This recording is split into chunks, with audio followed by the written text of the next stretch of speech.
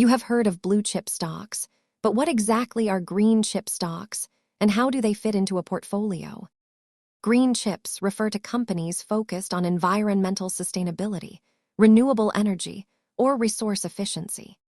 Investors are increasingly looking at these firms as the global economy transitions toward more sustainable energy sources. These companies prioritize long-term ecological health, which often aligns them with modern environmental regulations and consumer preferences.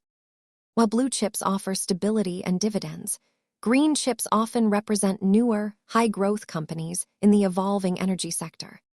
Green chip portfolios are often diversified across solar, wind, and electric vehicle technologies to manage specific industry risks.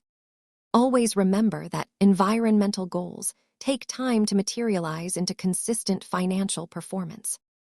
Research these companies thoroughly before making any decisions. This has been an educational overview, not financial advice. Thanks for watching.